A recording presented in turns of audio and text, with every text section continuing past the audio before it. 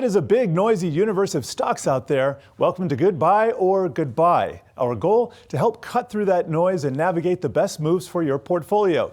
Today, we're diving into the Magnificent Seven, and while the mega cap effect powered last year's returns for markets, with a new year comes a new perspective. So what's the best way to play it now? I am here with Wang. He is a Constellation Research founder and principal analyst. And Ray, your buy is on Amazon. First of all, give that away. And then you have a couple of reasons to support your claim.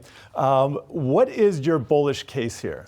Yeah, my bull case is because the run-up isn't in on Amazon, but we're looking at Amazon versus Microsoft. And when you think about what's going on here, right, Amazon has been doing amazing. And the first one is really, they're done making the investment, right? They've done, 200 billion of investments in capital. That means the free cash flow has been really bad, but we're now on the other end of that. And when we look at that, you're going to see the ability for them to actually put that free cash flow to use, not just in profits, acquisitions, reinvestment, but more importantly, you're going to see that in profits. All right. See that in the numbers. I want to hold it right there because I actually have a chart of free cash flow. This is the actual in cyan here versus the estimate. This goes back to 2014, so about 10 years. You can see the estimates got a little bit out of touch with reality, came down, they met reality, it went below, and now it's off to the moon. So this is kind of what you're talking about here. Exactly, and that's where we're going to see a lot of those gains. Okay, great.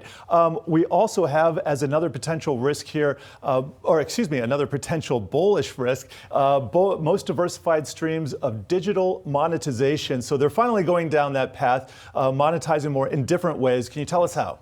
Well, so here's the beauty of it, right? It's ads, goods, search, services, memberships, and subscriptions. Well, think about it. The number 3 player in ads is Amazon, out of nowhere. 5 years ago, you wouldn't be talking about Amazon in ads. And of course, we know they're in goods, they're in memberships, subscriptions, and services, and they've done a killer job there. They're the only one of the Magnificent Seven that have all 6 of those digital monetization models. All right, and we're also taking a look, you are, at AI, and you're just coming from CES. We'll talk about that in another segment, but AI is the thing over the last year. Automation not priced into the base case. How does that work for Amazon? And so here's the interesting point. All the AI that we tend to think about with NVIDIA, with Microsoft, with Google, actually Amazon has a lot of it, not just in AWS, but they're putting it to use in commerce. And if you've ever seen one of their warehouses, there's a lot going on in the background with automation. That is actually going to give them more leverage than most people are seeing right now. Yeah, easy to forget how big they are in logistics. Anyway, we got to go to some of the risks here, and one of those is regulatory. We've heard the DOJ and antitrust concerns kind of coming up in recent years. What about that front? I'm worried about DOJ. If we have the same administration going into the next election out of 2025, there's going to be huge regulatory issues coming out of FTC, DOJ. If we have a change in leadership, then I would take that risk off the table. Right now, I'm betting that the risk off the table, it's like a 50-50. Nobody knows where it's going to head. Yeah, I'd say pretty fair with that. We don't know where that's going to go. We got to talk about Microsoft here. One stock to avoid. Are we saying goodbye here? I'm saying goodbye only because the run-up's already been there. For a lot of people that invest in Microsoft, it's been an amazing ride. Satya is an amazing CEO, but here's some of the challenges, right? One of them right now is, when you think about it, massive competition in AI. Microsoft started a war with Google last January that they thought they were going to win because they thought they caught Google flat-footed. The answer is Google kicked back, and they kicked back really hard. All right, and we're also taking a look at valuation. You just said pretty much that they have run up. They got a lot of price increase last year. Do you think that's it for them? No, there's still a little bit more, and they may be the most valuable company in the world for another 5-6 months. But at that point, the question is, what's next? And every investor asks us, will they be able to deliver on what's next?